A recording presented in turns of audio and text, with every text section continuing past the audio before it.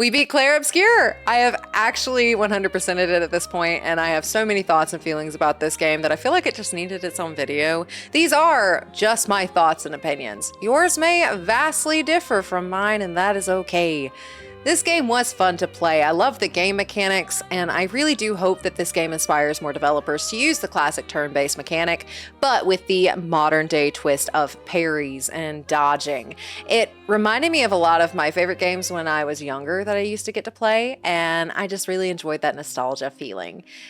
The music is phenomenal as well. I listen to that soundtrack quite often, almost daily. It's a problem, but you know, not really. It's fine. We just like to be in our sad girl era. It's okay. And I love the depth of each character. Everyone had such unique stories and perspectives that we got to experience. For example, I think Esquier and Francois are opposite sides of the same coin. Esquier, to me, represented the loss of childhood innocence, yet still trying to keep that childhood wonder. Esquier is wee-woo, who tries to find the best in everything, even when everything is hard. Francois represents the loss of childhood innocence and getting lost in cynicism, because nothing in the world is happy anymore, and everyone is there to hurt you or mislead you, which is really sad. And Gustave, to me, represented empathy. He doesn't even like gestural, yet he apologizes when he yells at one. I think he feels deeply for others, and his death may have symbolized the loss of empathy in certain aspects of this game. Lune represented generational pressure and trauma. Everything her parents wanted was passed on to her without a care of her wants or a care of her dreams. None of that mattered. CL represents moving on after loss. She's lost everything, yet can still put on a happy face and live life one day at a time. Or if it's the end, she can accept it. She mentions multiple times about how she will greet death as a friend when he comes, which is sad. Monoko represents posturing. He always wants to impress, even though he's scared. He's really freaking cute. For example, with Golgra, he is trying to be big and tough and then ask Verso for help and seems like he's really nervous. But he's loyal and he is precious and he is baby. And I didn't get to experience it myself, but I do know who he is supposed to represent in the manor. And he very much fits the bill. He is very puppy-esque, and we just love Monoko. I was in a panic trying to figure out if Esquier and Monoko were alive or not, and did not explore the manor because I panicked. So there's that. And then the Desandra family. I think they represent the 5 stages of grief.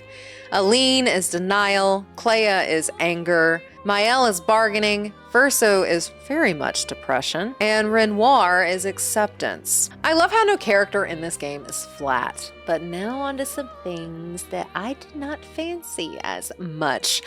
This is not story related, but I played on PC and I don't think it was very well optimized for PC because I played around with my settings a lot. So I would turn them up, I maxed them out, I turned VSync on and off. Like I played with all of it just to get the screen tears. I think all of the cinematics were capped at 30 frames per second and the rest of the game was set at a custom frame rate. And it just made it look choppy in some of the cutscenes. I think it was supposed to look better on console and I kind of regret not getting it on console. But back to story. It was a big risk killing off Gustave, the person that they advertised to be the main character at the end of Act 1. I like a good shock element too, but I don't think this one paid off because we play Gustave for hours and we make a strong connection with him and they just rip him away and give us replacement Gustave to play immediately after.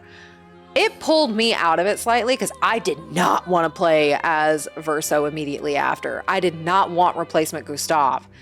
I think that this would have hit harder if we had played as Maëlle for the rest of the game instead. You know, talking to our friends and building friendships through her instead of this replacement that they kind of just shoved on us.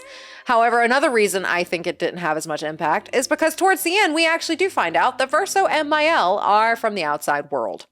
We lose our main character connection to someone who was born and raised in Lumiere because they're a part of this painted world, not someone from the outside. Killing off Gustave gave us the perspective of playing 2 gods, Maëlle and Verso. That took away that connection and minimized Lumiere a bit for me. But as much as I loved this story, I do think the story minimized Lumiere.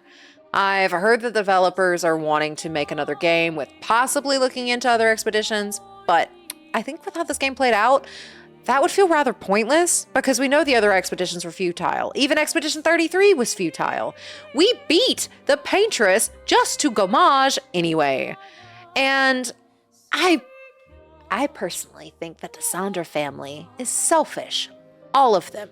Renoir mentions that they've created hundreds of painted worlds, meaning that they have created worlds where people live and love and survive and have no idea their lives are fabricated by someone painting them into existence.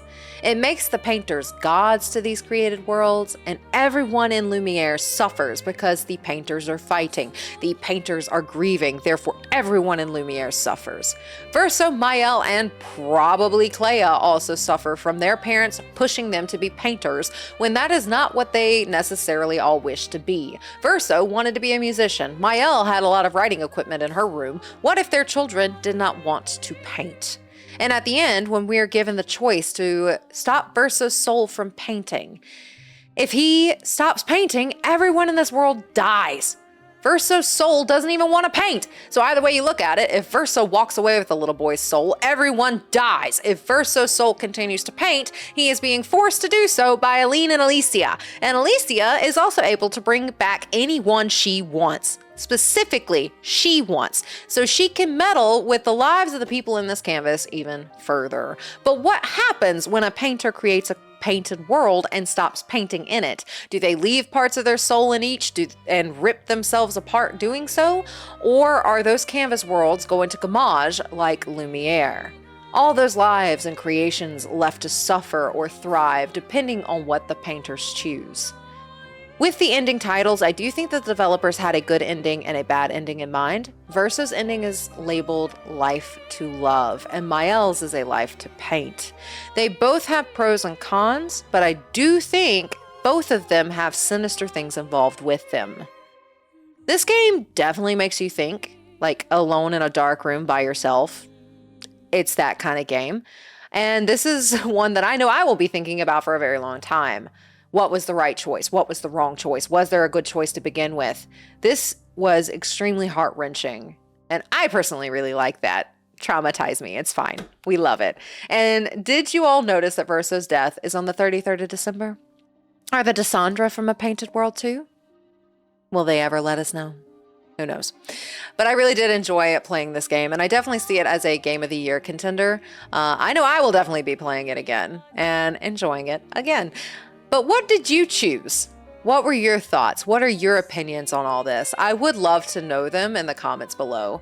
But if this is the kind of content you enjoy, please press that like button, subscribe, and ring that bell. That way you get notified when the next video comes out. As always, thank you so much for watching, and I'll see you in the next one. Bye!